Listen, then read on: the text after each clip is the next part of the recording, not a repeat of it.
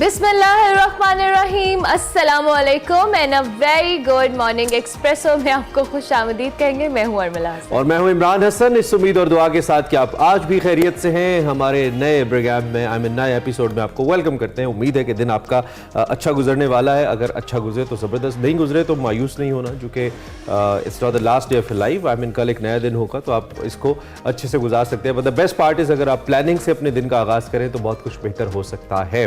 Programme में as you know हमारे lineup के अंदर बहुत सारी खबरें होती हैं, बहुत सारी नई चीज़ें हम कोशिश करते हैं लेकर आएँ।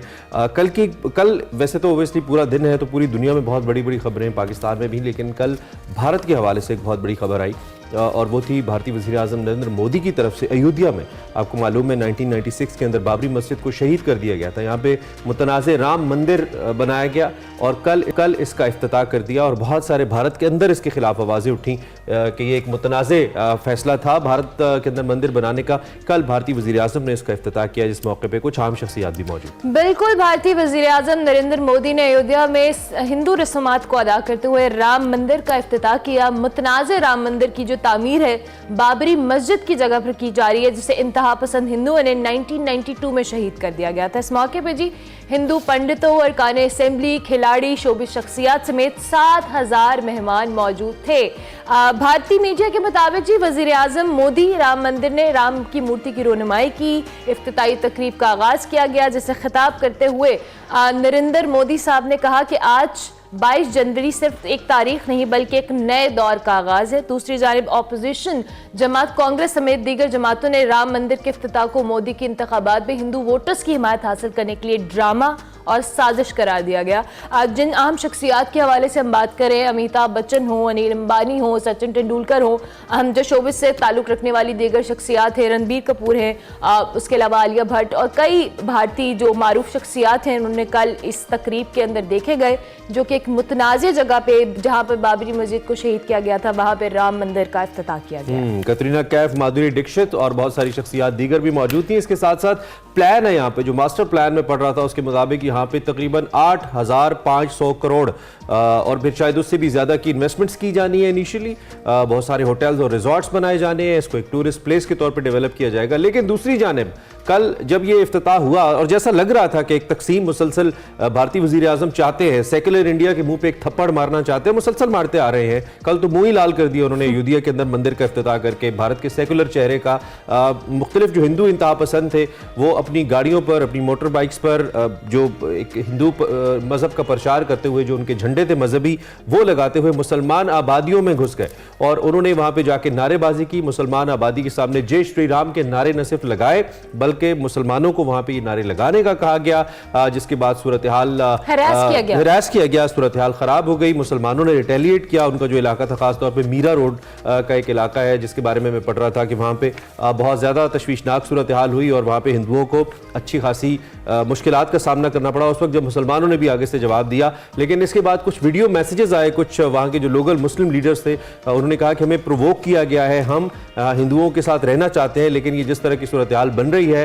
तो हमें भी फिर जवाब देने पर मजबूर किया जा रहा है। और ये कुछ आप मनाजिर देख सकते हैं। फिर दिल्ली पुलिस को एक्शन में आना पड़ा और लोगों ने कल फिर जो वहाँ के मुसलमान थे उन्होंने दिल्ली पुलिस को यूपी पुलिस से बेहतर करार देते हुए कहा कि ये यूपी पुलिस नहीं है कि आप जो करेंगे आपको करने देंगे, दिल्ली पुलिस है। और फिर दिल्ली पुलिस ने वहाँ पे जो मुजाहिरीन थे उन्हें मुंतशिर करने की कोशिश की। ताहम ये जो फसादात का सिलसिला ये अब भी जारी है और नरेंद्र मोदी की हमेशा से कोशिश रहती है कि वह हिंदुओं के अगेंस्ट कुछ ना कुछ ऐसी एक्टिविटी करते रहें जिससे मुसलमानों के अगेंस्ट के वो प्रोवोक होते रहें और उस तरह से आपस में हिंदू मुस्लिम फसादात को मजीद शय दे सकें, हवा दे सकें। सो ये कुछ मनाजिर कल हमने देखे कि एक तरफ तो इफ्तिताह किया गया, दूसरी जानिब ये इंतहा पसंदी देखने। और लेट मी से दिस वन वर्ड कि जिस तरह का बीज नरेंद्र मोदी ने नफरत का भारत में बो दिया है, आप जितनी इमारतें खड़ी कर ले, IT हब्स बना ले, ये भारत को अंदर से उखाड़ पिछाड़ देगा। और वो सिलसिला हम देख रहे हैं वक्त के साथ। एंड वंस अगेन कल जिना के फैसले को मोदी ने दुरुस्त करार दिया कि उन्होंने सही सोचा था कि हिंदू और मुसलमान दो अलग कौमें।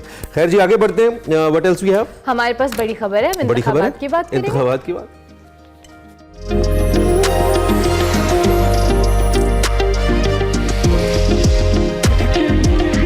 हम अब अब दिल आखिर ये कहने पे मजबूर हो गए कि सियासी गहमा गहमी में तेजी आई है, कुछ बहुत ज्यादा हैपनिंग नहीं है, बट पहले हम कहते हैं इंतखाबात आपने कुछ जलसा अटेंड किया? हाँ नहीं, मैंने देखा है। अच्छा, देखा है, अटेंड नहीं किया। 16 रोज बाकी है, इंतखाबात में तेजी आ रही है, सियासी जमातें अवाम में आ रही हैं। पीपल्स पार्टी सबसे ज्यादा मुतहरिक है, इसके बाद नून लीग भी जल्द से जुलूस और कॉर्नर मीटिंग्स कर रही है। गुज़िश्ता 5 साल में नून लीग इक़्तिदार में न आने के ताने को लेकर अपने बयानियां बनाने में कोशा है, तो पीपल्स पार्टी नून लीग पर इल्जामात लगाकर तहरीक इंसाफ के वोटर को अपनी तरफ कायल करने की कोशिश कर रही है। यूं लग रहा है कि जी 90 की दहाई की सियासत फिर से शुरू हो गई है, मगर सियासी जमातों को ये याद रखना होगा कि ये जदीद दौर है। अवाम इल्जामात की बजाय महंगाई की बात करेंगे, बेरोजगारी की बात करेंगे, और इसके हवाले से प्लान के मुंतजर हैं कि शायद कोई सियासी जमात अभी जो इस प्लान को पेश करने की पोजीशन में नहीं है। गुज़िश्ता रोज जी लीगी कायद नवाज शरीफ साहब ने मानसेरा में जलसे से खिताब, पाकिस्तान को बिगाड़ने वाले से बिगाड़ कर चले गए,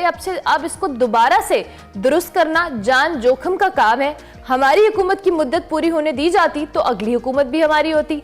मरीम नवाज साहिबा ने भी कहा कि मुखालिफिन को बद्दुआ नहीं देती, लेकिन जो भुगत रहे हैं उनके अमाल का नतीजा है। उधर पीपल्स पार्टी ने, जैसे कि आपने जिक्र किया, पंजाब को पीपल्स पार्टी नहीं छोड़ रही है, फोकस किए हुए है, नून लीग को अपने तीर के निशाने पर रखा। ये तीर उनका इंतखाबी निशान भी है। इतवार को लाहौर में हमने आपको बताया था, पीपल्स पार्टी ने एक जलसा किया, सियासी माहौल बड़ा गर्मा गर्म रखा, और ये नून लीग का गढ़ है लाहौर, जहाँ से बिलावल कंटेस्ट भी कर रहे हैं। इसके अलावा उन्होंने मुतअद्दिद बार वज़ीर आज़म मुंतखब होने के ऊपर नवाज शरीफ पे तनकीद भी की, और कल तो उन्होंने अपनी स्टेटमेंट में कहा कि मुझे 4 बार नहीं, मुझे 1 बार मौका चाहिए।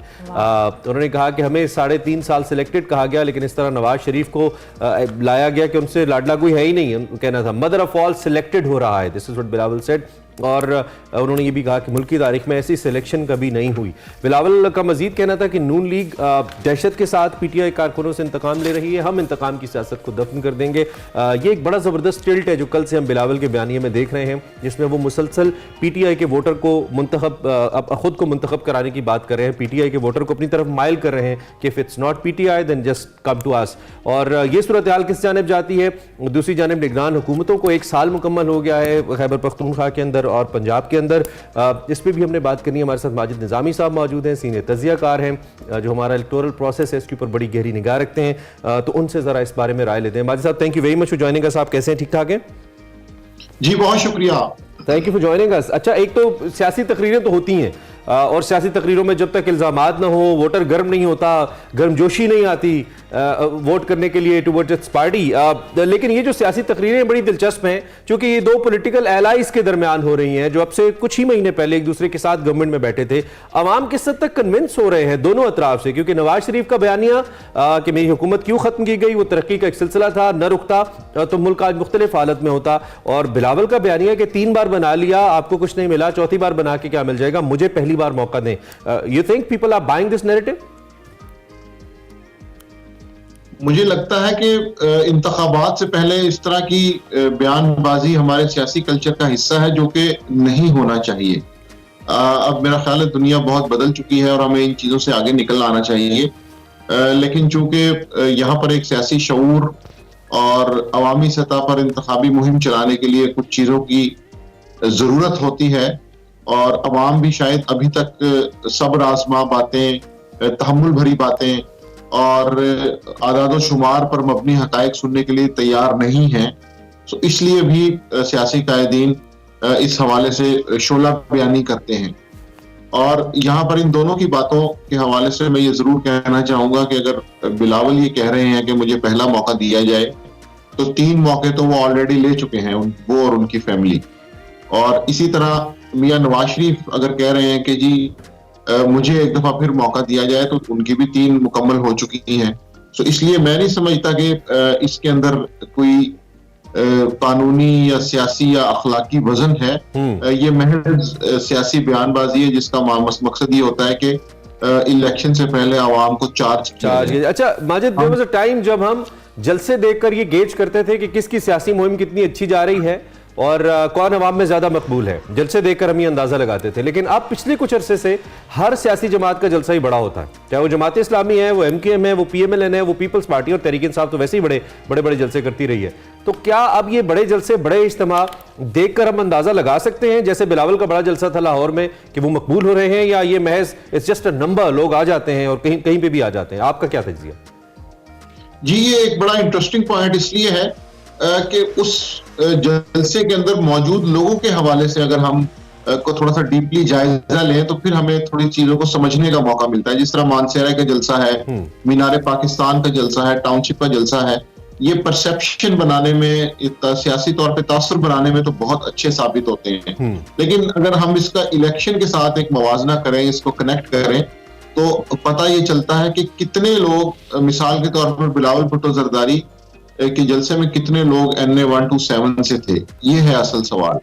क्योंकि मेरे ख्याल में, मेरी इतलात के मुताबिक लाहौर के दीगर इलाकों से, बल्कि कसूर और शेखपुरा से भी लोग जलसे में आए थे। अच्छा। इसलिए जलसा तो बहुत अच्छा था, लेकिन मैटर ये करता है कि उस हलके के लोग उसमें कितने थे जिन्होंने इलेक्शन डे पे वहां वोट डालना है। इसी तरह मानसेरा के अंदर मियां नवाज शरीफ का जलसा तो बहुत अच्छा था, लेकिन क्या उस NA के लोग उसके अंदर मौजूद थे कि जिन्होंने इंतखाबी मुहिम के साथ साथ 8 फरवरी को भी पोलिंग स्टेशन पर जाना है? तो ये जलसों से गेज करना सियासी ताकत का तो मजहर हो सकता है, लेकिन इलेक्शन जीतने के लिए मेरा ख्याल है कुछ और पॉइंट्स भी होते हैं जो मिलते हैं तो फिर हल्के का इलेक्शन जीता जाता है। ठीक हो गया। अच्छा, हमारे साथ दूसरी जानिब, हमने कल बिलावल की, या बल्कि 2-3 जब से बिलावल कैंपेन कर रहे हैं, जो एक बयानिया है तहरीक इंसाफ के वोटर्स को अपनी तरफ लाने के लिए, और बार बार वो कहते हैं कि हम इंतकाम की सियासत को ख़त्म करेंगे, जो तहरीक इंसाफ के वोटर्स हैं वो हमारा साथ दें।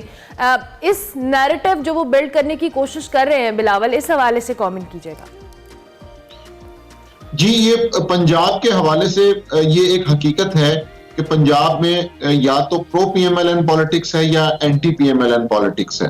तो इसलिए बिलावल भुट्टो जब यहाँ पर कैंपेन करने आए हैं तो डेफिनेटली उन्होंने प्रो PMLN पॉलिटिक्स जो है उसको बिल्कुल नहीं छेड़ना, उन्होंने एंटी PMLN पॉलिटिक्स की तरफ जाना है। तो एंटी PMLN पॉलिटिक्स में हमारे पास यहाँ पर तहरीक इंसाफ एक बहुत बड़ा इंतखाबी उम्मीदवार मौजूद है। उनके लोग हैं जिन्होंने पिछले 10-15 साल पंजाब में एंटी PMLN सियासत की है। तो अगर पीपल्स पार्टी पंजाब के अंदर पॉलिटिकली आना चाहती है, वो यहाँ पे अपने रूट्स डेवलप करना चाहते हैं, तो डेफिनेटली उन्हें एंटी PMLN सियासत करना होगी।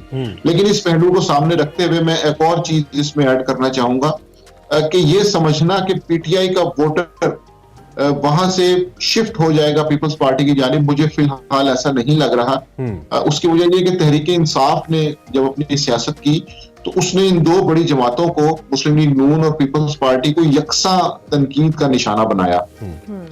उन्होंने अगर मियां नवाज शरीफ के हवाले से पानामा और बाकी चीजों के ऊपर तनकीद की, तो आसिफ अली जरदारी के हवाले से भी उन्होंने एक करप्शन का बयानिया बनाया। तो इसलिए मुझे नहीं लगता कि तहरीक इंसाफ का वोटर मुस्लिम लीग नून की एंटी वेव में आकर तो पीपल्स पार्टी की तरफ शिफ्ट होगा। पीपल्स पार्टी को अपना एक नया वोटर जनरेट करना पड़ेगा, पैदा करना पड़ेगा, जो पंजाब में पहले इनके पास था, लेकिन बाद में इनकी पॉलिसीज की वजह से मायूस होकर, बददिल होकर घर बैठ गया। ठीक है, वोटर के लिए, खास तौर पे तहरीक इंसाफ के वोटर के लिए ज्यादा मुश्किल नहीं हो गया कि अगर वो अपने आजाद उम्मीदवार के लिए वोट करता है, तो अब एक हल्के में अगर 3 टिकट के लिए 3 उम्मीदवार आन थे तहरीक इंसाफ के, एक को टिकट मिल रहा था, तो अब वो तीनों ही पोस्टर के ऊपर अपने पार्टी परचम और पार्टी रहनुमा की तस्वीरें लगा के अपनी कैंपेन कर रहे हैं। एक तो वोटर के लिए वो कंफ्यूजन है। डू यू थिंक कि ये जो PTI का वोट बैंक है ये डिफरेंस डालेगा दीगर जो 2 बड़ी जमातें हैं, पीपल्स पार्टी और नून लीग की वोट्स के अंदर, खासतौर पे जो वोटर्स की डिवीजन होती है? आई मीन, एक वोटर, एक पार्टी का अगर 3 मुख्तलिफ जगहों पे डिवाइड हो जाए तो वो इंपैक्ट करता है। तो ये इंपैक्ट नून लीग या पीपल्स पार्टी पे आएगा, या महज तहरीक इंसाफ के आजाद उम्मीदवारों को ही, जो अब आजाद है ओबियसली, उनको हिट करेगा? मेरे ख्याल में ये तहरीक इंसाफ के आजाद उम्मीदवारों को ही ज्यादा हिट करेगा। उसकी वजह ये है कि अभी पिछले 5-7 दिन से एक और नई बहस शुरू हो चुकी है कि जो आजाद उम्मीदवार तहरीक इंसाफ के वोटर्स का वोट लेके असेंबली में जाएंगे, वो कानूनी तौर पर अपना फैसला करने में आजाद होंगे। तो क्या तहरीक इंसाफ का वोटर उनको वोट भी देगा, या वो अभी से मायूस हो जाएगा? क्योंकि अगर तो होपलेसनेस की कैफियत आ जाए इंतखाबी मुहिम के अंदर किसी भी जमात में, तो फिर उसका वोटर इलेक्शन डे पर नहीं निकलता, क्योंकि उन्हें ये चीज पता होती है, उन्हें ये नजर आ रहा होता है कि उनके वोट डालने का फायदा कोई नहीं है।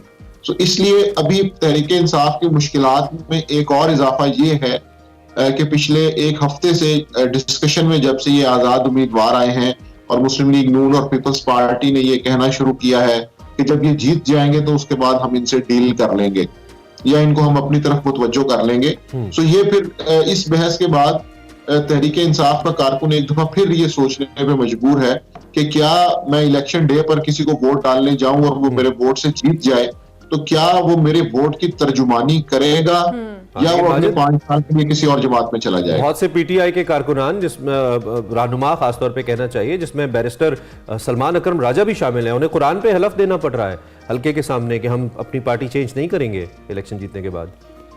जी बिल्कुल, ये इस तरह के वाकयात और भी सुनने में आ रहे हैं, लेकिन मेरी राय इस हवाले से खासी मुख्तलिफ है। मैं नहीं समझता कि सियासत के अंदर इस तरह की चीजों को लेके आना चाहिए। उसकी वजह यह है कि जब हम इस लाइन पर चलते हैं तो ये थोड़ी मुख्तलिफ है, और मैं ये जरूर कहना चाहूंगा कि इस तरह की कस्में उठाने वाले अगर बाद में उन्होंने अपनी कसम तोड़नी हो तो वो उसका कफारा भी अदा कर देते हैं, वो गरीबों को खाना खिला देते हैं, वो देख पकवा देते हैं। तो इसलिए मेरा ख्याल है कि मजहबी चीजों को इस तरह सियासत में नहीं लाना चाहिए, इसलिए जो भी ये कर रहा है वो ठीक नहीं है, जो भी किया जा रहा है ठीक नहीं है। अच्छा, दूसरी जानिब बिलावल अपनी कैंपेन में, मैं पीपल्स पार्टी को इसलिए बार बार बिलावल की कैंपेन को डिस्कस करी हूँ क्योंकि इंतखाबात के हवाले से पहली जो कैंपेन का आगाज़ हुआ था वो पीपल्स पार्टी की जानिब से हुआ था, और बिलावल बार बार ये कह रहे हैं कि अगर मुझे एक बार मौका दिया जाए, पहले आप 3 बार मौका दे चुके हैं, मुझे सिर्फ एक मौका चाहिए। और जो बातें वो अपनी इस कैंपेन के दौरान कर रहे हैं, जो जिस तरह से वो दावे कर रहे हैं, जो मैंडेट दिया जा रहा है उनकी जानिब से कि हम आइंदा आने, मंशूर इनफैक्ट दिया जा रहा है, तो आपको क्या लगता है कि बिलावल ने 4 की बजाय सिर्फ एक मौका मांगा और उन्होंने कहा है कि मुझे मौका दे दें, मैं हालात बदल दूंगा और किस्मत बदल दूंगा किस्मत बदल दूंगा मुल्क की? ये बात दुरुस्त है। उसकी वजह यह कि इसी बुनियाद पर ही वो इलेक्शन कैंपेन कर सकते हैं। इसके अलावा उनके पास मेरा ख्याल है 2008 से 2013 की जो उनकी हुकूमत थी उसमें जो परफॉर्मेंस के हवाले से मामला था, बैड गवर्नेंस के हवाले से जो एक इंप्रेशन बन गया था, उसकी बुनियाद पर अगर वो इलेक्शन कैंपेन चलाना चाहें तो उन्हें मुश्किल होगी। तो इसलिए अगर हम कंपैरिजन करें तो उससे ये ज्यादा बेहतर और पुरकशिश इंतखाबी नारा है जिसमें वो अपने आप को एज ए इंडिविजुअल प्रेजेंट कर रहे हैं। वो अपनी फैमिली की जो पुरानी गवर्नमेंट्स हैं उनके हवाले से बात नहीं कर रहे। तो वो क्यों नहीं कर रहे? क्योंकि हमने देखा कि 2008 से 2013 की जो पीपल्स पार्टी की गवर्नमेंट है उसमें बैड गवर्नेंस के हवाले से खासे मसाइल थे। इसलिए अपने आप को उससे डिटैच करते वो ये कहते हैं कि चूंकि मैं एक यंग लीडर हूं और मेरा एक्सपोजर भी है एज ए फॉरेन मिनिस्टर, मैंने बाकी दुनिया के साथ बेहतर ताल्लुकात बनाने के लिए काम भी किया है, तो इसलिए अब मुझे इन बेसिस के ऊपर मौका दिया जाए। लेकिन माजिद, दिलचस्प बात यह है कि बिलावल भुट्टो लेगेसी से खुद को एसोसिएट करते हैं, जरदारी लेगेसी से खुद को डिसएसोसिएट कर रहे हैं, जो कि कंटेम्प्रेरी रिसेंट पास की लेगेसी है। मेरा आखिरी सवाल आपसे, कल एक प्रेस कॉन्फ्रेंस के अंदर जब वजीर इत्तलात निगरान से पूछा गया इंटरनेट के हवाले से, हमारे एक साफी दोस्त ने पूछा तो उन्होंने कहा जी हो सकता है इंटरनेट अनसर्टन है कि इलेक्शन के दिनों में 3-4 दिन इंटरनेट बंद रहे। और पीटीआई के जो वहां पे नुमाइंदा मौजूद थे उन्होंने कहा कि हम कोई अपडेटेड एक्टिविटी कर रहे हैं, सॉफ्टवेयर इंस्टॉलेशन हो रही है, तो हो सकता है ये मसला हो। डू यू थिंक ये मसला वाकई टेक्निकल है या फिर it can be part of a plan somehow जिससे पीटीआई पहले आगाह करती रही है? कैसा हो सकता है? जी बिल्कुल, मुझे तो इसके अंदर कुछ मामला मशकूक ही लग रहा है। उसकी वजह यह है कि इलेक्शंस के टाइम के ऊपर तो चीजों को ज्यादा से ज्यादा बेहतर होना चाहिए, और अगर सॉफ्टवेयर अपडेट की टर्म इस्तेमाल की जा रही है तो वो हमारी सियासी तारीख के अंदर बड़ी नोन टर्म है और उसका किन चीजों से ताल्लुक है वो भी हमें पता है। तो इसलिए मैं नहीं समझता कि इसका कोई टेक्निकल इशू है। डेफिनेटली हुकूमत को अब इस तरह के रवायती हथकंडों से बाहर आ जाना चाहिए और वहां की जो ब्यूरोक्रेसी है या जहां जो ब्रेन्स वहां बैठे हैं उन्हें मेरा ख्याल है कोई नई स्ट्रेटेजी लेके आनी चाहिए। अब ये सारी चीजें बहुत पुरानी हो चुकी हैं, अपग्रेडेशन हो रही है, लाइन का मसला है। ठीक, शार्क आ गई। Right Majid, thank you very much for joining us. बहुत शुक्रिया। आई होप कि वो शार्क उस दिन उस तार को ना काटे। And it was not exactly the system update, इससे मिलती जुलती कोई बात उन्होंने की कि हम अपने सिस्टम पे कुछ काम करें, कुछ एनहांस कर रहे हैं, कुछ ऐसा था, यानी कि टेक्निकल बेसिस के ऊपर, और इसको हम ऐसे फॉर द सेफर एंड हम ये कह सकते हैं। उसके अलावा जी एक और अच्छी, हमारे लिए नहीं पंजाब के निगरान वज़ीर आला के लिए एक और अच्छी खबर मोहसिन नकवी साहब के लिए, उनको पीसीबी मैनेजमेंट कमेटी का सरबराह मुकर्रर कर दिया गया। I mean the most prestigious ओहदा पाकिस्तान के अंदर, मुझे लगता है जो प्राइम मिनिस्टर के बाद होता है वो चेयरमैन पीसीबी का होता है। मिल गया उनको जी। चेयरमैन ज़का अशरफ के साबिक चेयरमैन ज़का अशरफ के इस्तीफे के बाद पाकिस्तान क्रिकेट बोर्ड में एक बार फिर जो कह ली ना खलबली और हलचल मच गई है। निगरान वज़ीर आला पंजाब मोहसिन नकवी साहब को पीसीबी मैनेजमेंट कमेटी का सरबराह मुकर्रर कर दिया गया है। ज़का अशरफ की जगह निगरान वज़ीर आज़म जो अंदारुल हक काकड़ ने पीसीबी गवर्निंग बॉडी के लिए नामजद किया था, और मेंबर गवर्निंग बॉडी जो है मोहसिन नकवी का कहना है कि मुल्क की जो क्रिकेट है उसको दुरुस्त सिमत में लाने की कोशिश करेंगे और पीसीबी के इंतखाबात 2 हफ्तों में कराए जाने का भी इम्कान है। So that's positive. Governing board के हवाले से उन्होंने कहा। अच्छा जी, और मैनेजमेंट कमेटी की जो मुद्दत है वो 3 फरवरी को खत्म होगी, ये भी आपको बता दें। और जो पीसीबी के इलेक्शन कमिश्नर शाह खावर हैं, उन्हें इस गवर्निंग बोर्ड में मोहसिन नकवी और मुस्तफ़ा रमदे समेत 10 मेंबर्स की मौजूदगी उन्होंने यकीनी बनानी है, जिसमें डिपार्टमेंट्स हैं, फिर रीजन्स हैं, इसके 4 नुमाइंदे शामिल होते हैं। ये इसकी फॉर्मेशन है एक्चुअली। और जो सेक्रेटरी वजारत बैनुल-सूबाई राबता है, बोर्ड ऑफ गवर्नर्स के 11वें रुकन होते हैं या होंगे, लेकिन उन्हें वोट का इख्तियार नहीं होगा कि वो वोट करें। तो देखते हैं कि अब मजीद आगे क्या डेवलपमेंट होती है। जो गवर्निंग बोर्ड है इसमें वज़ीर आज़म के नामजद किए गए 2 अरकान में से एक को बोर्ड का चेयरमैन मुंतखब किया जाता है। उम्मी तौर पर एक जो मेंबर होते हैं वो सिम्बॉलिक ही होते हैं, एक शख्सियत अहम होती है जो न्यूज़ के अंदर आती है। ये पहले नजम सेठी साहब के हवाले से भी रहा मसला, ये हमारे ज़का अशरफ साहब के हवाले से भी रहा। तो ऐसी है कि एक चोजन वन जो होता है उनको बना दिया जाता है। सो इस दफ़ा ये चोजन वन मोहसिन नकवी साहब, sitting chief minister of Punjab and sitting somehow chairman. हाँ, it's a very surprising thing because हमने न्यूज़ में भी ये बात नहीं सुनी थी कि मोहसिन नकवी साहब का कहीं कोई इस तरह का मामला होगा। नजम सेठी साहब के हवाले से दोबारा से हम खबरें सुन रहे थे, लेकिन आज अखबार में भी ये खबर थी कि नजम सेठी साहब दोबारा से बनेंगे नहीं बनेंगे। आपको पता ना पाकिस्तान में सरप्राइज किससे एसोसिएटेड है, सरप्राइज आते रहते हैं, देते रहते हैं सरप्राइज। सो खैर जी, wish Pakistan great, all the best. मुझे लगता है जब तक इसके अंदर, जैसे जावेद मियांदाद साहब की भी एक स्टेटमेंट आई कि जिसकी हुकूमत होती है उसका बंदा आ जाता है, तो क्रिकेट कैसे चलेगी। ये बात बिल्कुल दुरुस्त है। हम इसमें किसी की कॉम्पिटेंस पे शक नहीं कर रहे हैं, लेकिन मेरिट बहरहाल कॉम्प्रोमाइज नहीं होना चाहिए, वो किसी के भी मामले में हो। अगर कोई क्रिकेटर भी सियासतों पे अपॉइंट हो, जैसे कि रमीज राजा साहब हुए थे, लोगों ने उसको खुशाइन भी करार दिया था, लेकिन मुझे जाती तौर पर उस वक्त वो फैसला भी ठीक नहीं लगता था। मेरिट के ऊपर होना चाहिए, चाहे जो भी आए। तो देखते हैं जी क्या होता है। भारत से न्यूज़ हमने आपके साथ शेयर किया। अब एक ब्रेक के लिए हमें इजाजत दीजिए, हम वापस आते हैं।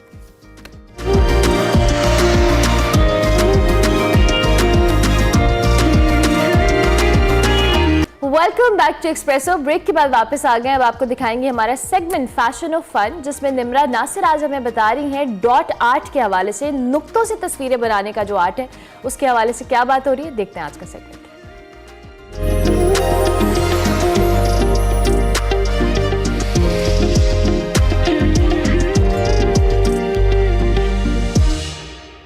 अस्सलाम वालेकुम, उम्मीद करती हूँ आप सब खैरियत से होंगे। आज मैं आपको मुनफरिद और यूनिक आर्ट स्टाइल्स दिखाने लाई हूँ, जिसको बोहो आर्ट और डॉट आर्ट कहते हैं। तो ये आर्ट्स क्या हैं, इनको किस तरह से बनाया जाता है, इसमें कौन कौन से मटेरियल्स यूज़ होते हैं, ये हम चल के जानते हैं। अस्सलाम वालेकुम, कैसे हैं आप? अल्लाह का शुक्र। आइए प्लीज। आपने बहुत अच्छे से अपना सारा काम डिस्प्ले किया हुआ है, बहुत प्यारा काम है माशाल्लाह आपका। अच्छा, यहाँ मुझे डिफरेंट टाइप के आर्ट नजर आ रहे हैं। जी हाँ, ये एक्चुअली 2 आर्ट है। ये डॉट आर्ट है जो आप देख रहे हैं, ये जी हाँ जी, ये डॉट आर्ट है और ये बोहो आर्ट है। ओके। इसमें एक्चुअली बोहो में हम शेप्स और नेचर की जो जितनी चीज़ें हैं, एब्स्ट्रैक्ट आर्ट और नेचर को हम कंबाइन कर देते हैं, तो ये बोहो आर्ट है। तो बोहो आर्ट में नेचर का होना कोई ज़रूरी है? जी हाँ, क्योंकि ये दोनों ही एब्स्ट्रैक्ट आर्ट और नेचर जब कंबाइन करते हैं, नेचर में हम लीव्स, प्लांट्स या बटरफ्लाइज या इंसेक्ट्स व्हाटएवर, जब हम इनको कंबाइन करते हैं तो वो बोहो कंप्लीट होता है। उसको बोहो बोलते हैं। जी हाँ, जैसे आप देख रहे हैं इसमें डिफरेंट एब्स्ट्रैक्ट भी है शेप्स और नेचर की एलिमेंट्स भी इसमें साथ हैं। इसी तरह ये डॉट आर्ट है जो सिर्फ डॉट से किया जाता है और माशाल्लाह खूबसूरत एक पैटर्न हम बना लेते हैं। तो बेसिकली एक पैटर्न होता है जो आप डॉट से बनाते हैं। सिर्फ डॉट से बनाते हैं। अच्छा, ये जो डॉट आर्ट है, मुझे यहाँ पे तो सारा मंडालास नजर आ रहे हैं, तो ये सिर्फ मंडाला के ऊपर होता है या कोई और मीडियम भी है जिसके ऊपर हमें काम कर सकते हैं? नहीं, बिल्कुल अलग अलग मीडियम्स अलग अलग चीज़ों पे भी बना सकते हैं। जैसे कैनवस पे भी बना सकते हैं, टोट बैग्स पे भी बना सकते हैं। मैं आपको आगे दिखाती हूँ। जैसे ये काफ़ी ट्रेस पे हुआ है और ये ट्रे के ऊपर हुआ है। जी हाँ, ये डॉट आर्ट है जो कि ट्रे पे हुआ है और उसके साथ ये कोस्टर्स पे हुआ है।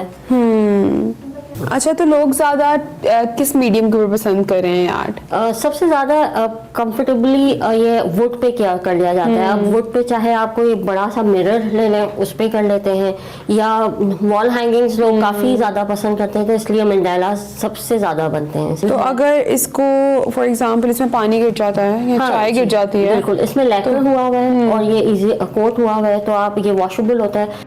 अच्छा, यहाँ पे मुझे टोट बैग्स भी नजर आ रहे हैं और इसके ऊपर भी बहुत प्यारा कोई आर्ट हुआ हुआ है। अच्छा, मंडाला आर्ट वैसे इसके ऊपर हो सकता है? जी हाँ, बिल्कुल ये मंडाला आर्ट ही है, मंडाला ही बना हुआ है। ये स्टेंसिल्स भी यूज़ कर सकते हैं या डॉट आर्ट भी इस पे किया जा सकता है। और ये है या नेक्स्ट पीस ये है, ये भी मंडाला आर्ट हुआ हुआ है इस पे। अच्छा, इसको ड्राई होने में कितना टाइम लगता है? तकरीबन 1 दिन तो ज़रूर इसको छोड़ा जाए ताकि ये अच्छे से कंप्लीट ड्राई हो जाए। अच्छा, ये वॉशेबल होता है? जी हाँ। अच्छा, बातें तो बहुत ज़्यादा हो गई हैं, अब मैं थोड़ा सा डॉट आर्ट करना भी चाहती हूँ। जी जी बिल्कुल। ये MDF बोर्ड है, नॉर्मल बोर्ड है, एक बेस तैयार की हुई है। इसमें मैंने जैसो रखा हुआ है हमारे पास, ब्लैक यूजली हम मंडालास पे यूज़ करते हैं, या वाइट भी है। इस पे जो हम पेंट्स यूज़ करते हैं वो ये एक्रेलिक पेंट्स हैं, जो हमें थोड़ा सा लिक्विफाइड करना पड़ता है। तो हम नॉर्मली इसमें ये जो है मीडियम ये ऐड कर देते हैं। इसके लिए टूल्स, स्पेशल टूल्स हैं। थोड़े से अगर आपको बड़े डॉट चाहिए, क्योंकि डॉट से का डिफरेंट साइज डिपेंड करता है आप कौन सा टूल यूज़ कर रहे हैं। और तो ये टूल्स है बेसिकली? जी हाँ, ये एक्चुअली टूल्स हैं। ये बॉल टूल कहलाता है। तो इसकी हिस्ट्री क्या है बेसिकली? डॉट आर्ट है और बोहो दोनों ही एक कॉम्बिनेशन है जो इंडिया से ऑस्ट्रेलिया में लोगों कर रहे होते थे, और तो वहीं से ड्राइव हुआ है। ये थेरेप्यूटिक आर्ट कहलाया जाता है, स्पेशली डॉट आर्ट, जो थोड़ा सा भी जैसे आपको कोई स्ट्रेस है या डिप्रेशन है, वो उसके लिए डॉक्टर्स रिकमेंड करते हैं। स्पेशली बाहर ये रिकमेंड किया जाता है कि आप ये आर्ट करें। ये एक्रेलिक पेंट इनके लिए यूज़ करते हैं हम। अब आप देखेंगे थोड़ी सी इसकी वो चेंज हो गई है, थोड़ा सा ये क्रीमी इफेक्ट आ जाना चाहिए। बाकी बिल्कुल एक्रेलिक पेंट नहीं रहा, ये थोड़ा सा उससे थिन हो गया है। जी। अच्छा, पेंट तो हमारा मिक्स हो गया है, लेकिन इसको हम स्टार्ट कहाँ से करने वाले हैं? हम इसको सेंटर से स्टार्ट करते हैं। जी, हल्का सा डिप करके। अब आपको थोड़ा सा होल्ड करना है इसमें, क्योंकि ये भी हो सकता है कि पेंट आपका ड्रिप हो जाए। और आप उसको बिल्कुल सेंटर पे लाके इसको हल्का सा टच करेंगे, बहुत प्रेस नहीं करेंगे। जी बिल्कुल ठीक है। तो 2-3 दफ़ा करेंगे तो इसमें जो आपका इस पे टूल पे पेंट है वो आ जाएगा इधर, और एक पॉपअप हो जाएगा। वो अभी भी पॉपअप हो गया। ठीक है, ठीक है। नाउ अब हमें बहुत फाइन डॉट्स लगाने हैं। तो हम इसको इतना डिप करेंगे कि हमारी ये बॉल डिप हो जाए, पूरा बॉल। ठीक है, बस इतना। बहुत ही प्यारा, वेरी प्रिटी। जी, हमने इनको कुछ फाइनल टचेस कर दिए हैं, क्योंकि ये हमें हैंगिंग्स अच्छी लगती हैं, तो हमने ये तो अब इसको दीवार पे लगाने के लिए हमें कुछ हैंगिंग्स चाहिए थी, जो हमने लगा दी हैं। बहुत मज़ा आया आपके साथ बातें करने का, आपके साथ काम करने का। आपका काम वाकई बहुत प्यारा है, माशाल्लाह, बहुत खूबसूरत आपका काम है। और ये बाकी बहुत थेरेप्यूटिक था, जैसे आपने मुझे बताया। मुझे ये काम करके इतना मज़ा आया है, तो आई एम श्योर कि आपको कितना मज़ा आता हो। थैंक यू सो मच, मुझे बहुत अच्छा लगा आप आए, और ज़ाहिर है ये बहुत अच्छा इनिशिएटिव है। Thank you so much. Thank you. अल्लाह हाफ़िज़। Welcome back to Expresso. कल हमने जिक्र किया था पाकिस्तान के कौमी खेल हॉकी का, जो कि इस वक्त मुसलसल तनज़्ज़ुली का शिकार है, और कई बार ओलंपिक्स के अंदर जीतने वाली, वर्ल्ड कप जीतने वाली पाकिस्तान की वर्ल्ड चैंपियन हॉकी टीम मुसलसल तीसरी बार डिसक्वालीफाई हो गई, क्वालिफाई नहीं कर पाई ओलंपिक्स के लिए। कौमी हॉकी टीम के इस मौके पर जो हेड कोच है शहनाज शेख साहब, उन्होंने ओलंपिक्स में क्वालिफाई न करने का सबब नाकिस एम्पायरिंग को करार दिया है। साथ साथ उन्होंने कहा कि अपने तहफ़्फ़ुज़ात से FIH को जुबानी तौर पर एहतजाज रिकॉर्ड करा दिया है। मस्कत ओमान में कौमी हॉकी टीम 12 साल बाद ओलंपिक्स के लिए क्वालिफाई करने में नाकाम रही। न्यूजीलैंड ने जी सनसनीखेज मुकाबले के बाद 2 के मुकाबले में 3 गोल से हराया।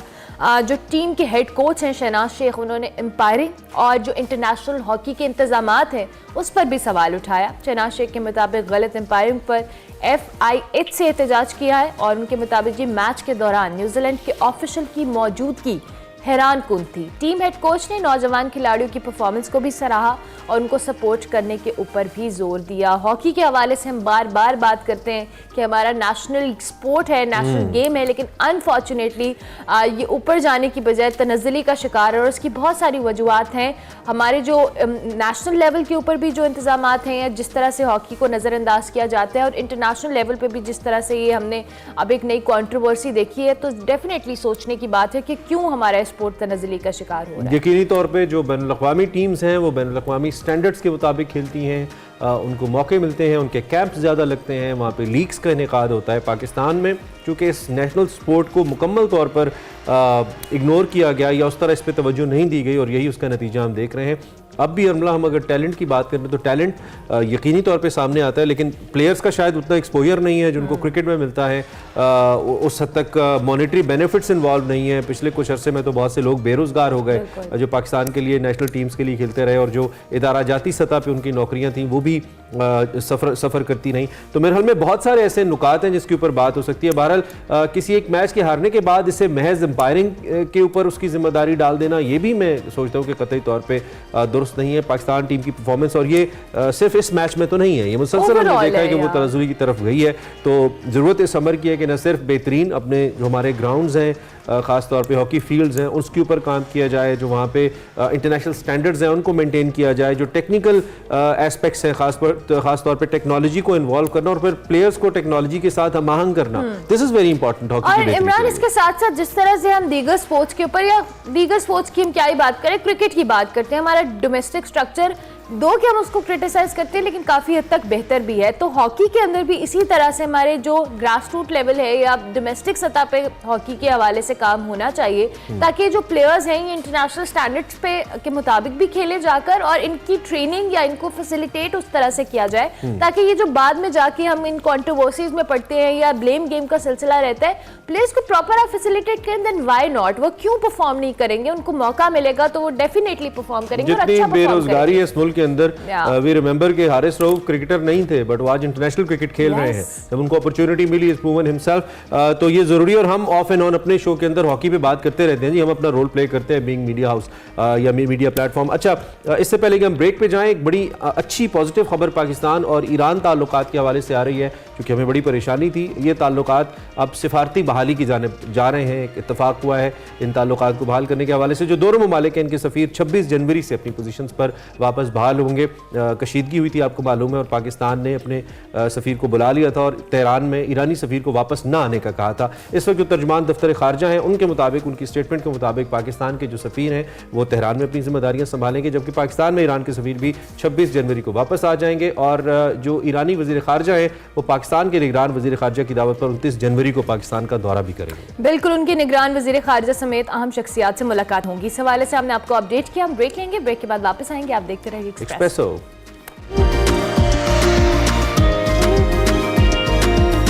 Welcome back to Expresso. Program के दूसरे हिस्से में आपको खुशामदीद कहेंगे और हमारे किचन में से कुछ आवाज़ें आ रही हैं और वो आवाज़ें खाने बनने की आवाज़ें और बहुत मज़ेदार, लगता है हड्डियां तोड़ने की ये चिकन को कर रहे हैं। अहमद, अस्सलाम वालेकुम, कैसे हैं आप? अल्लाह का शुक्र, मैं ठीक हूँ, आप दोनों सुनाइए। बिल्कुल ठीक ठाक। अहमद, आप क्या बना रहे हैं? आज हम टेंडर फिले क्रिस्पी बर्गर्स बनाने लगे। इसको मार क्यों रहे हैं आप? इसको इसलिए मार रहे हैं ताकि हम चिकन को टेंडर कर सकें। अच्छा, मुझे लगा इसका नाम होगा पुरतशद्दुद बर्गर बना।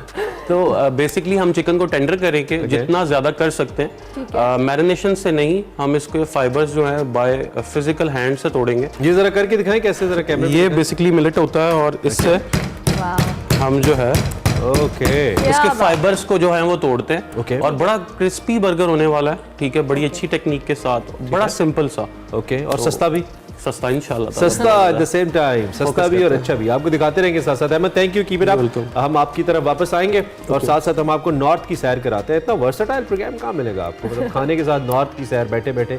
पस्सू गाँव है एक और बहुत मकबूल है। अब इसकी मकबूलियत का पाकिस्तान और दुनिया भर में राज क्या है, इससे ज़रा पर्दा उठा रहे हैं वकार मलिक साहब अपने सेगमेंट माइंड मैटर्स में। आपको दिखाते हैं।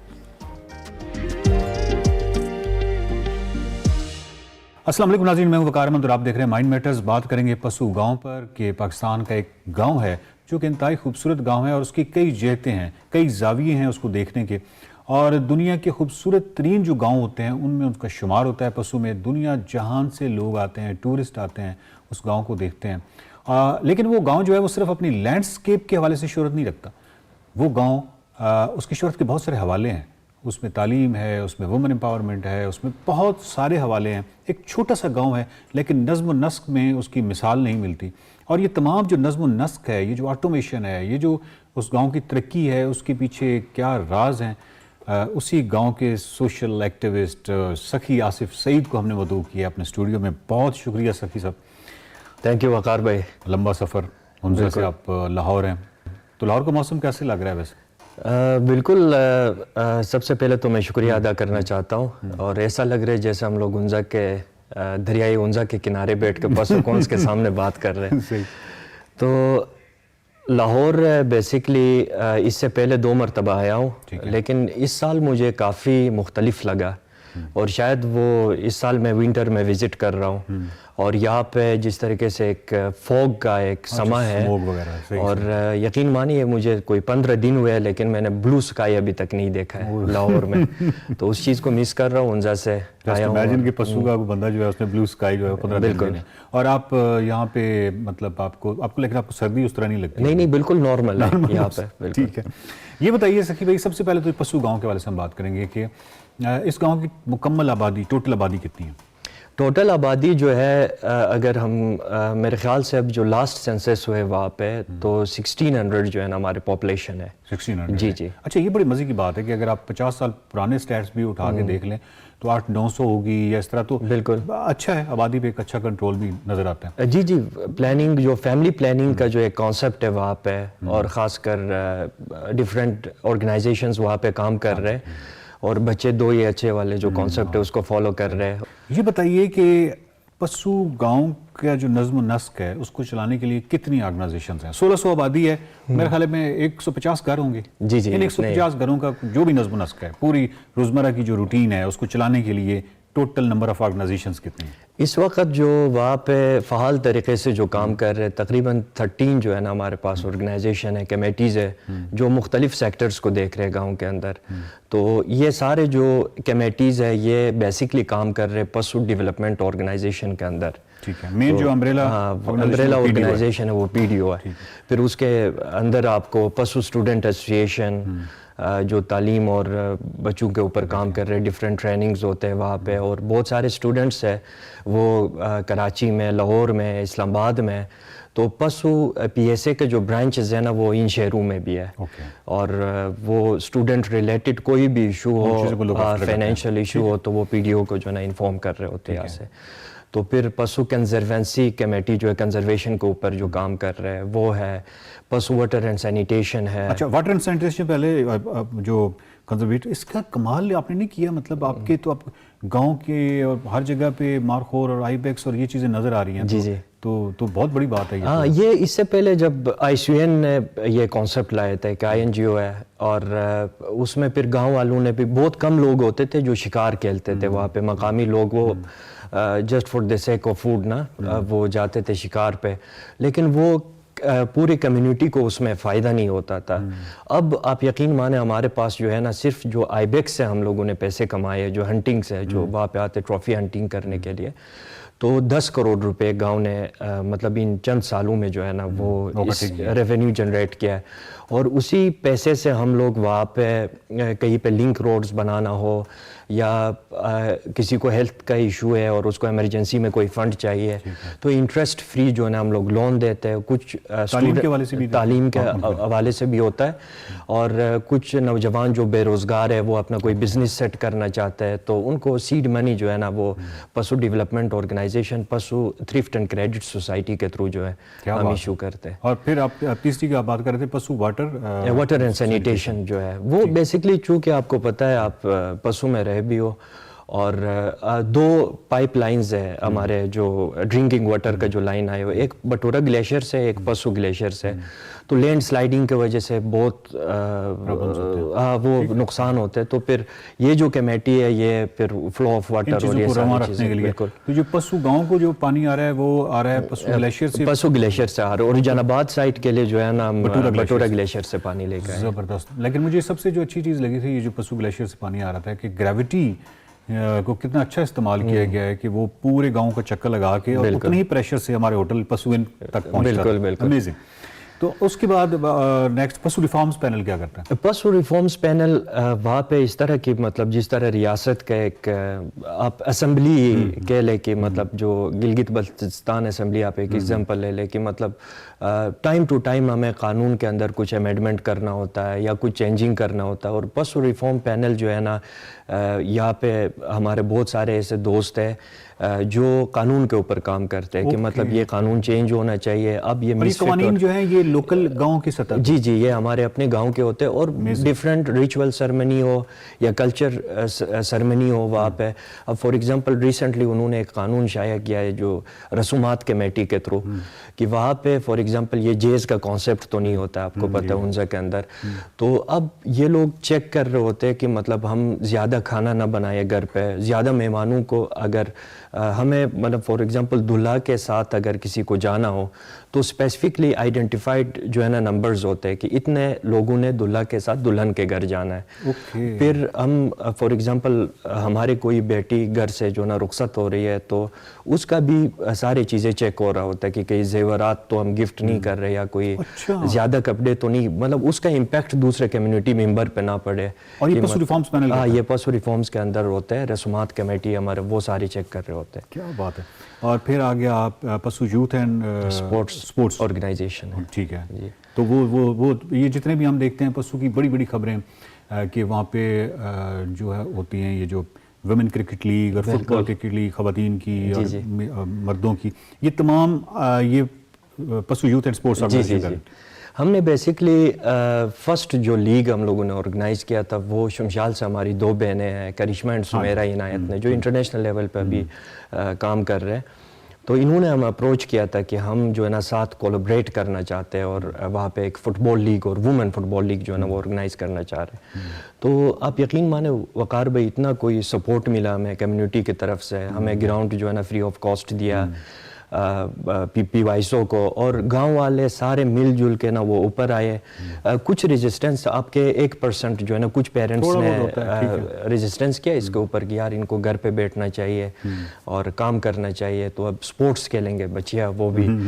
तो अब ये यकीन मानिए ये like for the past 5 years हम ये लीग जो ना ऑर्गेनाइज कर रहे हैं।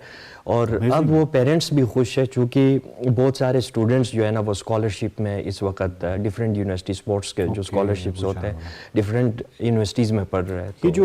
ये जो ट्रैक्स होते हैं, डिफरेंट ट्रैक्स, उनको कौन ठीक रखता है? ये पोनी ट्रैक जो है ना पीडीओ के अंदर ये कंजर्वेंसी वालों का काम है। कंजर्वेशन कमेटी जो है ये टूरिस्ट को भी देख रहे होते हैं कि मतलब वहाँ पे कोई नए जो ना पोनी ट्रैक बनाना हो पहाड़ों के ऊपर, या शेफर्ड हट्स बनाना हो या हंटिंग हट्स बनाना हो, तो ये सारे उस बेसिस पे। वुमेन एम्पावरमेंट ये कौन देख रहा है? ये भी कोई ऑर्गेनाइजेशन है सेपरेट या? ये बेसिकली हमारे चूँकि 2 इंस्टीट्यूशन वहाँ पे काम कर रहे होते हैं। एक हमारे इमामती इंस्टीट्यूशन है जो एकेडियन के अंदर जो रिलीजियस इंस्टीट्यूशंस है वो भी काम कर रहे हैं इसके ऊपर, और पीडीओ भी इसके ऊपर काम कर रहा है। तो पीडीओ का काम होता है कि मतलब वो डिफरेंट ऑर्गेनाइजेशंस को वहाँ पे मद्दू करे या कोलैबोरेट करें उनके साथ, या डिफरेंट सेशंस रखे। फॉर एग्जांपल अब रिसेंटली वहाँ पे हैंडीक्राफ्ट का जो है एक जापान फंडेड बीबी सर्कल जो है ना वो वहाँ पे यंग जो हमारे फीमेल है उनको ट्रेन कर रहे हैं कि जो एक ट्रेडिशनल हमारे हैंडीक्राफ्ट होते हैं वो ख़त्म ना हो बल्कि उसके ऊपर काम करने की ज़रूरत है, और उसको थोड़ा सा कमर्शलाइज्ड अब कर रहे हैं पीडीओ के थ्रू। और कोई ऑर्गेनाइजेशन जो मैं भूल गया हूँ, मतलब वैसे तो वो 13 हैं, तो कोई ऐसी जो आप जिक्र करना चाहें? मैं स्पेसिफिकली जो है ना वो CBES का जो है ना वो जिक्र करना चाहूँगा, जो कम्युनिटी बेस्ड स्कूलिंग कॉन्सेप्ट है।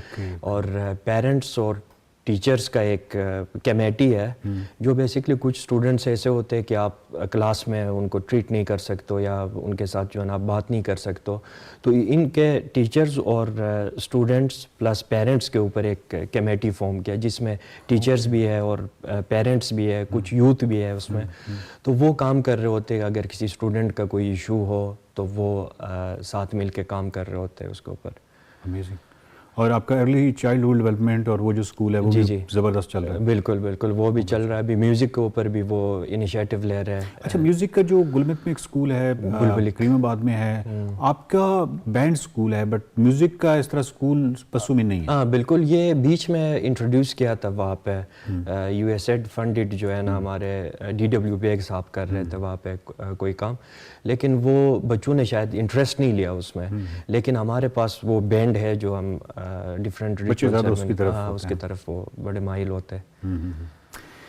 तो ये आपने तो सारे राजों से पर्दा उठा दिया पशु के, तो अब हम ये भी उम्मीद रख सकते हैं कि क्योंकि अब ये राजों से पर्दा उठ गया है तो बाकी पाकिस्तान में जो हज़ारों गांव हैं, तो इन्हीं राजों से, यानी ये जो आपने पर्दे उठाए हैं उसी पे अमल करते हुए वो भी तरक्की की इसी राह पे जाएंगे? हाँ बिल्कुल, ये जाना चाहिए। बेसिकली मैंने कराची यूनिवर्सिटी में जब अपना रिसर्च वर्क किया, जो थीसिस का काम होता है, वो मैंने स्पेसिफिकली पशु के ऊपर किया था कि मतलब trend of participation in community based organization. मैं उस ट्रेंड को चेक कर रहा था कि विद इन 10 ईयर्स जो है वो डिक्लाइन कर रहा है या इंक्रीज हो रहा है। तो ये वकार भाई बेसिकली सोशलाइजेशन जो होती है ना, मतलब हमारे घर से जो तरबियत है, तो बेसिक इंस्टीट्यूशन आपका घर ही होता है। तो पेरेंट्स को चाहिए कि मतलब ये बिल्कुल भी, मैं अभी लाहौर में देख रहा हूँ, लोगों का एक एक्सपेक्टेशन है कि मतलब कोई सियासी कारकुन आके हमारे लिए काम करेगा या कोई दूसरे बंदे आके काम करेगा। जब आप खुद आवाज़ नहीं उठाओगे, आप खुद चेंज जो है ना अपने घर से स्टार्ट नहीं करोगे, तो बाहर से किसी ने आके नहीं करना है। तो ये हम, चूँकि मैं ख़ुद को बहुत फॉर्चुनेट समझता हूँ कि मैं एक ऐसी कम्युनिटी में जो है ना पैदा हुआ हूँ कि मतलब घर से आपको यही तरबियत दिया जा रहा होता है कि भाई आपने, मैं तो ये कहूँगा कि बहुत सारी चीज़ों को आप फॉर ग्रांटेड लेते हैं। बिल्कुल बिल्कुल, आपको पता ही नहीं है कि आप कितनी ब्लेसिंग और वो सारा। वॉलंटियर वर्क को तो बिल्कुल ईमान का एक हिस्सा समझा बहुत बड़ी जाता है बात वहाँ है। पे। तो मुझे सिर्फ एक और बात बताइएगा, ये जो सफाई है वो पूरे उनजा में है, पूरे GB बहुत साफ है, लेकिन कोई इसकी अलग से कोई ऑर्गेनाइजेशन है या ये बस बुनियादी तरबियत का हिस्सा है? ये कौन करता है? ये इसको इस्माइली वॉलंटियर्स कॉप्स है वहाँ पे। आप खासकर हमारे ख़वातीन बहुत कॉन्शियस है इसके वजह से। मैंने देखा है कि अभी पिछले दिनों बुजुर्ग ख़वातीन जो थी बिल्कुल वो वो पूरा रोड पे निकल के साफ कर रहे होते हैं। और उसमें एक चीज़ वकार भाई जो मैं आपके प्रोग्राम के थ्रू ऐड करना चाह रहा हूँ, एक चीज़ तो हम तो गांव के अंदर रहते हैं, आपको पता है, बिल्कुल एक मुख्तलिफ माहौल में। मुझे रिक्वेस्ट है, करना चाहता हूँ, मैं जो रिक्वेस्ट करना चाहता हूँ वो अपने टूरिस्ट जो जितने भी वहाँ आते हैं, तो पहले तो ये सवाल उठाया जा रहा था कि भाई वहाँ पे डस्टबिन नज़र कहीं नहीं आता, तो हम कचरे कहाँ फेंकें। तो अब हर गांव में हम लोगों ने डस्टबिन इंस्टॉल किया है। मतलब आप वेलकम टू पशु में आओगे तो आपको 3 डस्टबिन नज़र आएगा। फिर पशु, अच्छा, वो हैं भी 3 टाइप्स के? 3 टाइप्स ऑफ, ठीक है, प्लास्टिक अलग है, बिल्कुल, दूसरा वो अलग है, वो जी जी बिल्कुल। तो वो बेसिकली हम यही रिक्वेस्ट करना चाहते हैं कि आप जब भी वहाँ आए ना, वो एक सेंस ऑफ बिलोंगिंग होना चाहिए। आपका अपना इलाका है, हम आपको जिस तरह ट्रीट कर रहे हैं वहाँ पे एज ए गेस्ट है, तो हमें भी बुरा लगता है कि मतलब अब किसी कोई मेहमान आया हुआ है और उससे कोई जो है ना उसने कोई शॉपर फेंका वहाँ पे या कोई प्लास्टिक फेंका, तो हमें भी वो अजीब फील होता है कि जाके बताए कि भाई आप ये डस्टबिन में फेंके। तो ये अगर कुछ ख्याल करें हमारे टूरिस्ट हजरात, मतलब वो देखने के लिए उनजा ही आ रहे हैं, अब उसी उनजा को गंदा करके आएंगे तो फिर देखने के लिए कौन आएगा वहाँ पे। Thank you very much thank you. नाज़रीन, ये कि सखी आसिफ ने बहुत से राजों से पर्दा उठाया और ये कोई राज ऐसे नहीं है जो कि इन लोगों के पास थे और बाकी दुनिया के पास नहीं थे।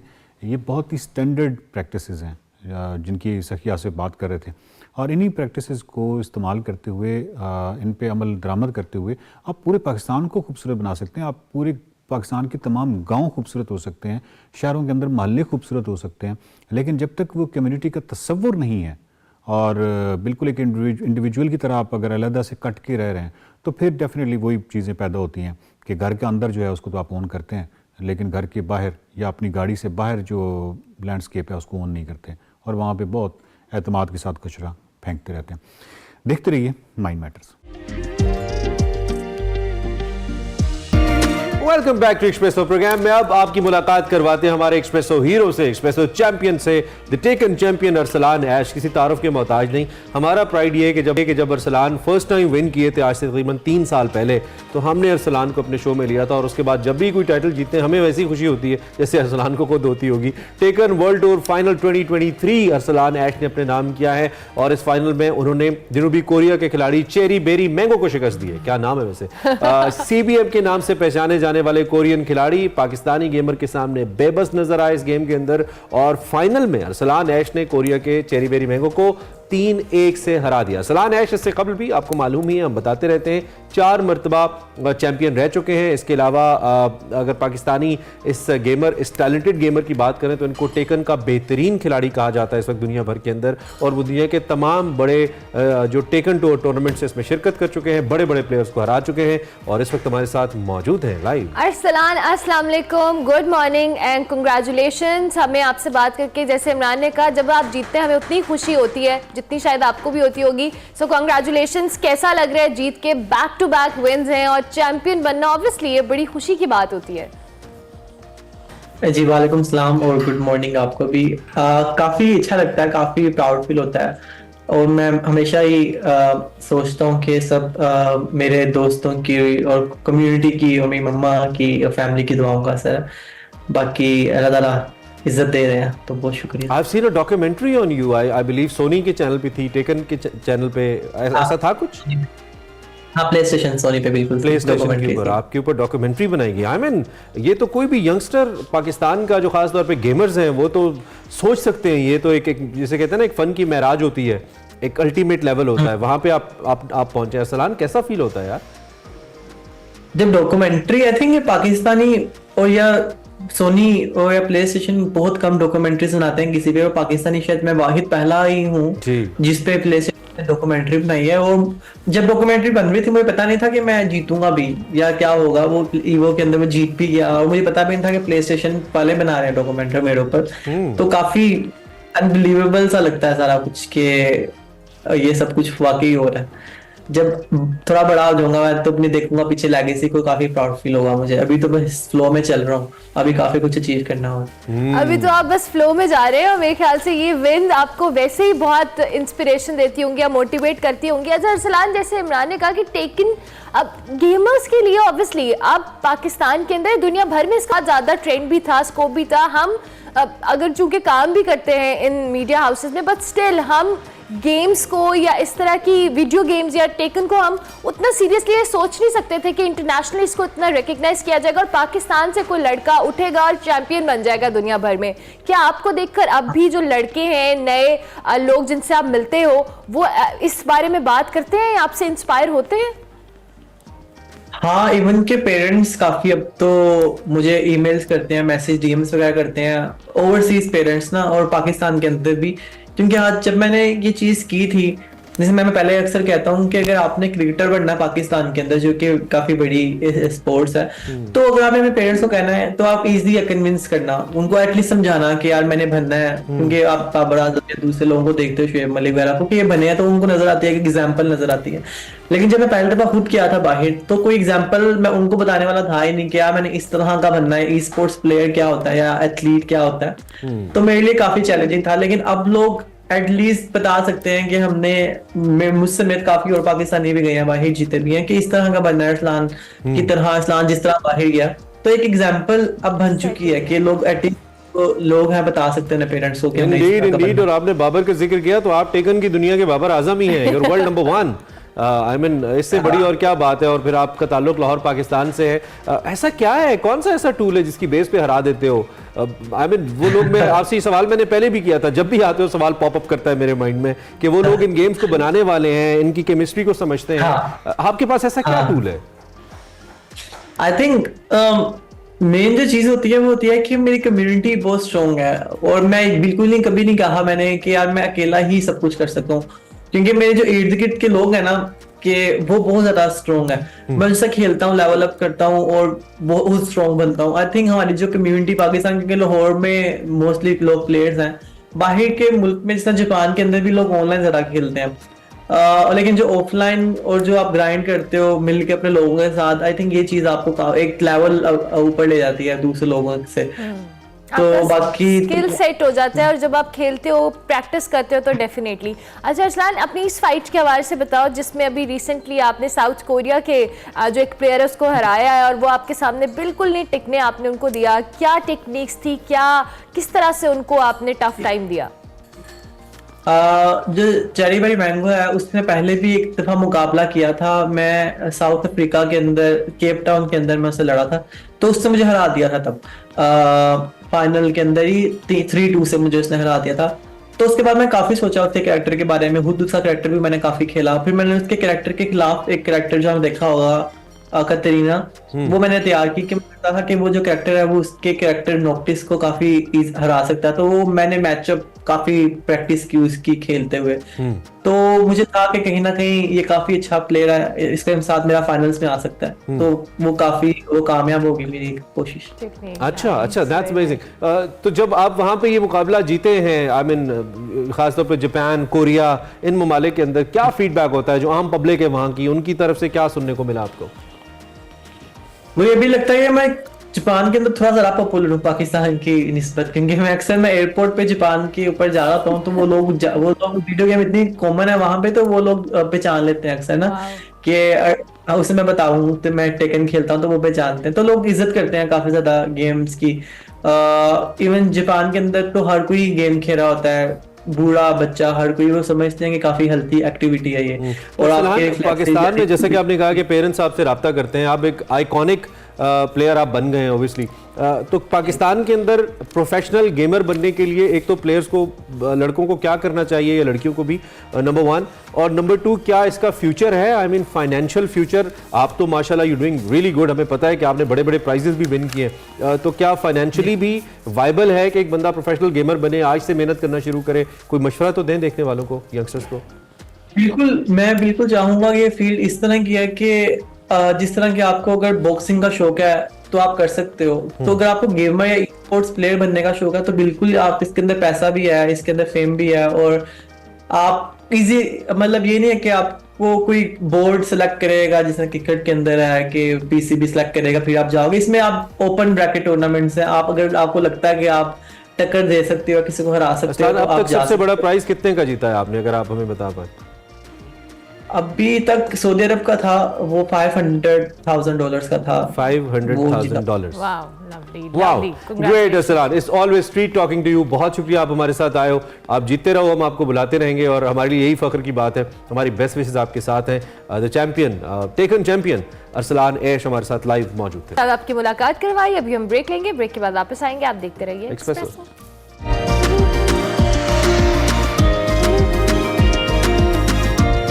Welcome back espresso. जब ये घंटा शुरू हुआ था हमने आपको खाना खिलाया, उसके साथ साथ हमने आपको स्पोर्ट्स की बहुत सारी खबरें दी। फिर ये हो नहीं सकता ना कि वीक का दूसरा दिन आप म्यूज़िक का तड़का ना लगाएं, फिर हम खुद भी थोड़े बोर हो जाते हैं एक्चुअली जब म्यूज़िक नहीं होता। आज हमारे साथ एक उभरते हुए गुलकार एक्सप्रेसो टैलेंट के सेगमेंट में हमारे साथ बिलाल मौजूद हैं, और बिलाल जे इनका पूरा नाम है, और गाना इनका शौक़ है, मुख्तलिफ जगहों पे गाते नजर आते हैं। सोशल मीडिया पे इन्होंने गाया, एज यूजुअल हम तक पहुंचे तो हमने कहा भी चले इन्हें प्लेटफॉर्म देते हैं, ये कैसा गाते हैं ये तो फैसला देखने वाले करेंगे, लेकिन हमारा काम है इनको आपसे इंट्रोड्यूस करवाना। So Bilal all the way Okara से तशरीफ लाए जी हमारे पास आज लाहौर में। बिलाल कैसे हो? जी अल्हम्दुलिल्लाह, आप कैसे हैं? कब से गा रहे हैं आप? जी मैं फ़िलहाल तो बचपन से ही शौक़ मेरा। अच्छा। पहले नाते वगैरह या ऐसा मतलब सीन चलता रहता था, तो साथ साथ ये भी मैंने कहा चलो शुरू कर लें। किसने कहा प्रोफेशनली गाओ? किसी ने कहा या खुद से ही लगा जी गाना ये चाहिए? मेरा अपना शौक़, मेरे भाई का शौक़ है। तो उसके बाद साहिद रशीद साहब हैं, मैं बहुत शुक्रगुजार हूँ उनका। वो जब भी मेरे पास आते हैं वो मेरा गाना सुनते हैं। अच्छा। कि यार मुझे गाना सुनाओ, मैंने कहा जी ठीक है। वो बस गाना सुनाते सुनाते आपके पास उन्हें भेज दिया मुझे। चलिए अच्छी बात है, हमें अच्छा लगा, एक अच्छा टैलेंट उन्होंने भेजा हमारे पास। तो हम सबसे पहले ज़रा अपनी आवाज़ की इंट्रोडक्शन कराइए लोगों को, ज़रा बताइए आप कैसा गाते हैं ताकि हम आगे बात करें। जी साजन प्रीत लगा के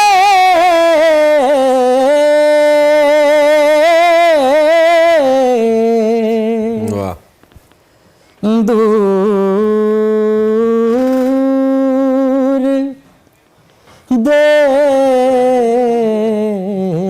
मत जात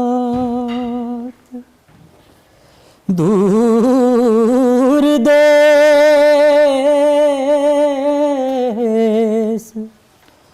मत जात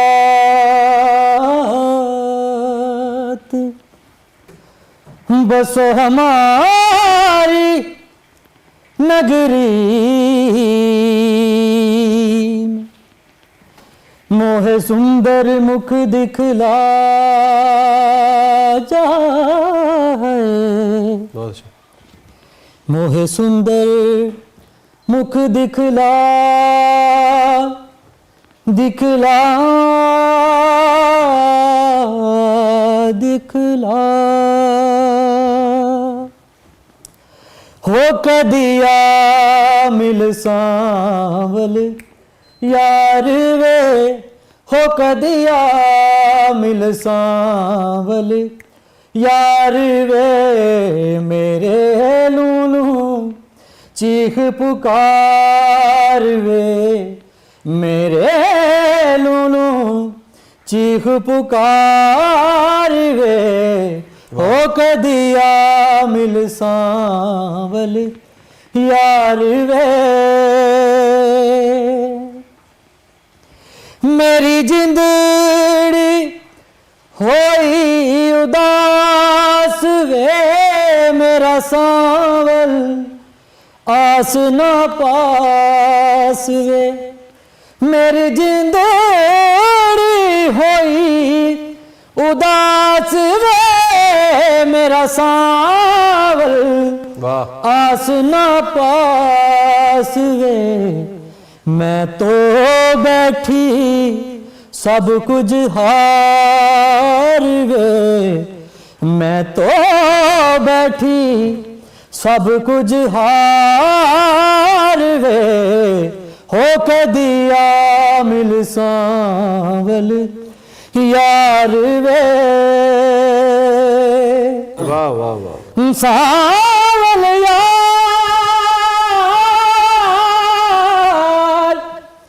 सांवल यार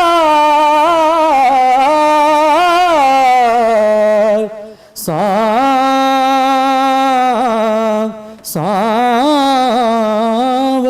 यार बहुत अच्छे बिलाल, बहुत अच्छे। Very nice very nice. तो आप Thank किसी you. से सीख भी रहे हैं म्यूजिक या अपने तौर पे ही? जी फिलहाल तो रेगुलर चल रहा हूँ वैसे ही अपने तौर पे हाँ ही, जी। ठीक है। काम क्या करते हो आप?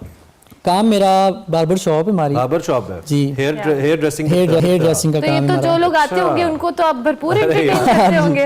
अरे किधर है वाह। यार शॉप आपके पास? फिर हम हमारी भी आए उकाड़ा थे। में है जे सलोन के नाम से। अच्छा अच्छा अच्छा तो माशाल्लाह बहुत अच्छी दुकान है और तो मुफ्त में सुना देते हो गाने, चार्ज करते हो? मैं मुफ्त में भी सुना देते हैं। यार क्या बात है। देखिए इट्स स्ट्रीट टैलेंट, ये अपना काम करते हैं हेयर ड्रेसिंग बार्बर शॉप के ऊपर और साथ ये गाते हैं और हमारे प्लेटफॉर्म पे भी बहुत ही अच्छा लग रहा है। तो क्या इरादे हैं अभी, क्या सोच के है, क्या दिल करता है गाने को लेकर? जी गाने का तो कहाँ बहुत तक शौक पहुँचने है। का दिल करता है? मैं तो अल्हम्दुलिल्लाह कहता हूँ कि मुझे वो मुकाम मिले जो अल्लाह चाह रहा है, जो अल्लाह की मर्जी में है। बेशक। तो इंशाल्लाह कोशिश तो ये है कि आगे निकलें, तो वो आपका प्यार होगा। मैं बहुत शुक्रगुजार हूँ कि आपने मुझे इधर आने का मौका यानी दिया। आपका टैलेंट नहीं, आपको अपना लेकर आया। टैलेंट लेकर आया है डेफिनेटली। तो अब आगे बताएं, पाकिस्तानी म्यूजिक इंडस्ट्री के अंदर कोई प्लान है कि कुछ अपने गाने बनाने हैं? जी इंशाल्लाह ज़रूर। जरूर। मेरा और मेरे बॉस का बहुत अच्छा मतलब मेरा बॉस जो है ना जमशेद भाई जे ब्रो के नाम से उनका नाम है, तो उनका बहुत मेरे ऊपर हाथ है। अच्छा तो मैं बहुत शुक्रगुजार हूँ उनका, वो बहुत प्यार करते हैं चले मुझसे। चले अच्छी बात है। कुछ और सुनाइए हमें बिलाल। जी ज़रूर इंशाल्लाह।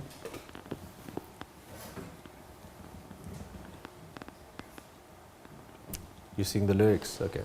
जाने तन्ना Oh. जाने अदा तुझे जैसा है सोचा पाया वही सूरज की किरणों सा एक चेहरा देखा है तुम सा मैंने नहीं मेरी मोहब्बत का हर लम्हा तुझ पे ही गुम सा गया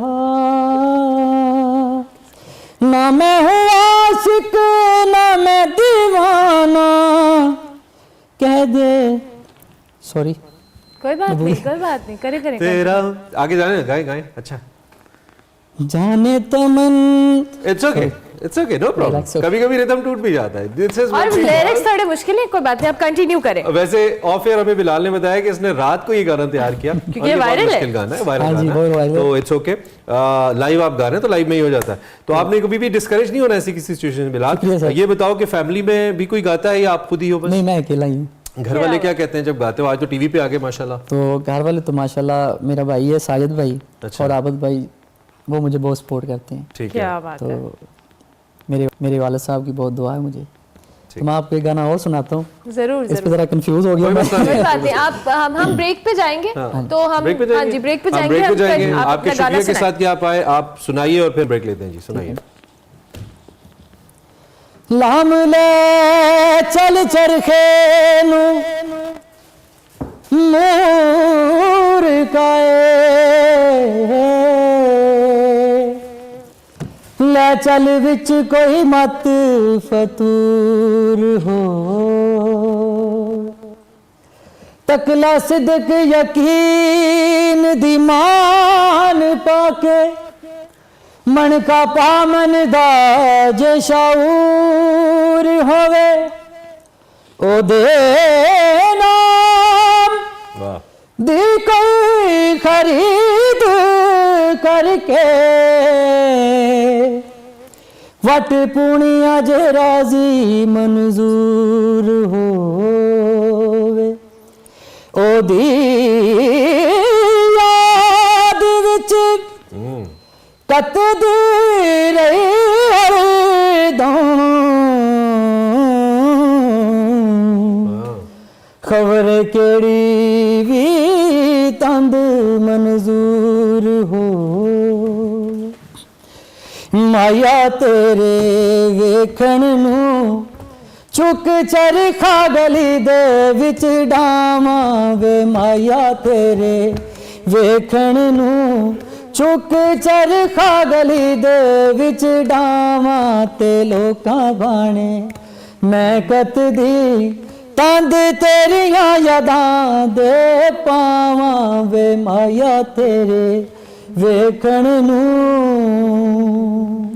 देख रहे हैं आप हम पे कितना जुल्म हो रहा है, सुबह सुबह यहाँ सामने बिठा के तरसा के दिखा रहे हैं, और ये देखिए मोन्टाज में सब दिखाया है इन्होंने। सब दिखाया भाई, ये वो दिखाया जो इससे पहले पूरे 1 घंटे में हुआ है, आगाज दिखाया था ना फिर हमने, और लाइव हमारे साथ अहमद मौजूद है। बर्गर बना रहे हैं आज, crispy burger, is it exactly crispy और मैसिव और tender, very massive tender. Exactly. Ahmed, आपकी रेसिपी कहाँ तक पहुंची है? वैसे तो हमने काफी हद तक दिखा दी है, लेकिन आप हमें एक्सप्लेन भी कर दें थोड़ा। देखिए, हमने सबसे पहले चिकन का ब्रेस्ट फिले लेना है और उसको मैरिनेट करना है सॉल्ट, पेपर, गार्लिक और ग्रीन चिली के साथ। ठीक है, बाकी अपनी मैरिनेशन जो जिसको फ्लेवर अच्छा लगता है वो लगा सकता है, लेकिन ये सिंपल मैरिनेशन इसी में मैरिनेट होगा तकरीबन 3 to 4 आवर्स। हमारे पास टाइम नहीं था तो हमने टेंडराइजर यूज़ किया और इसको जो है वो मिनट किया। उसके बाद आपने जो है इसको अंडा, मैदा और क्रम्स, ये थोड़े से चंकी क्रम्स होते हैं, इनको जापानीज पेनको क्रम्स कहा जाता है। ये हमने यूज़ किए हैं इसके अंदर, और ये उसके बाद हमने इसको कर लिया फ्राई 15 मिनट्स के लिए। ये हमारा होल ब्रेस्ट फिले है। ठीक है, ये आएगा बर्गर के अंदर। एक हमारी पाकिस्तानी लोकल चेन भी है, वो भी इसको जो है वो बना रही है। और ये सॉस कैसे बनाई है अहमद आपने? ये बेसिकली हर्बी मायो है, जिसमें ऑरिगानो, ग्रीन चिलीज और गार्लिक का यूज हुआ है। और ये है बारबेक्यू सराचा सॉस, जिसमें हमने सराचा सॉस और बारबेक्यू सॉस का मिक्सचर किया। ठीक है, ओके। तो इसके ऊपर ये बर्गर की प्रेजेंटेशन स्टार्ट होने लगी है। अहमद ने चिकन फिले रख दिया है, अब सॉस लग रही है। सो ब्यूटीफुल, मीट लवर्स के लिए बिल्कुल हेवन टाइप है। यम, यस, वेरी यम्मी। ओके, ये देखें, थोड़ी सी सॉस हमने सिर्फ स्प्रेड करनी है। अभी इसका बन छोटा है या आपने खुद छोटा रखा है? देखिए, अदब में छोटा, मीट लवर्स के लिए एक तो ये होता है जिसके बन जो है वो छोटा होता है, और आपको मीट ज्यादा मिलेगा। एग्जैक्टली, मीट ज्यादा मिलता है। रेस्टोरेंट्स उल्टा करते हैं, उनके बंस बड़े होते हैं और बीच में पैटी छोटी होती है। पैटी छोटा होता है, लेकिन नहीं, हमने दे सेव चिकन, राइट। साथ साथ आप इसकी कॉस्ट भी हमें बताइए ना, ये देखिए उम्मीद तौर पे मार्केट से तो ये 1000-1200 150 ग्राम का जो है ब्रेस्ट फिले है, जो कि आपको मार्केट से इस वक्त जो कॉस्ट करेगा वो 150 to 160 ग्राम। अगर 1000 11 रुपीस बोनलेस हुआ है। ठीक है। तो 150 ग्राम जो है आपको 150 का पड़ेगा। इसके ऊपर मैरिनेशन सब कुछ लगू के और बन लगा के आपको ये 250 तक पड़ेगा। ठीक है, तो बाकी आप 1000 रुपए में आप 4 बर्गर बना सकते हैं। Exactly. जिस 1000 रुपए में यूजुअली आप बाहर से एक बर्गर खाते हैं। एग्जैक्टली यार ये देखें, ये ऊपर आइसबर्ग जाएगी। ओके, वाओ, ये लास्ट मिनट है अहमद आपका प्रेजेंटेशन। हमारा भी लास्ट मिनट है, कोलैप्स कर हम जाएंगे। हमारे से और ये बर्दाश्त क्रिस्पी नहीं हो रहा। करने के लिए इसके ऊपर पोटैटो के जो हैं वो क्रिस्प जाएगा। इसको थोड़ा सा ये मैंने पहली दफा देखा है वैसे अहमद, पोटैटो क्रिस्प। एग्जैक्टली इसको थोड़ा Salt आया है ये। सॉल्ट जाएगा ताकि ये थोड़ा सा सीजन हो जाए। और ये बर्गर देखें नाज़रीन, मीट लवर्स के लिए बर्गर है जिसके अंदर सिर्फ पैटी है मुझे लग रहा है, और ये बन हमने इधर वाला हिस्सा डियर व्यूअर्स आपका है, उधर वाला हम देख लेंगे। So are we done, Ahmed? Exactly Thank With the you 20 more very seconds. much. Thank you very much. Looks delicious as always. और यकीन जानिए हम इसमें कोई मुबालगा राई और झूठ नहीं बोलते हैं। अहमद जो भी चीज़ बनाते बहुत हैं अच्छा वो बनाते बहुत अच्छी बनाते हैं। Taste है अहमद So का। हम टेस्ट करके आपको बता देंगे कि कैसा है। आप अपना ख्याल रखिए, अच्छा सा दिन गुजारिए। आपसे हम कल मिलेंगे। अल्लाह हाफ़िज़।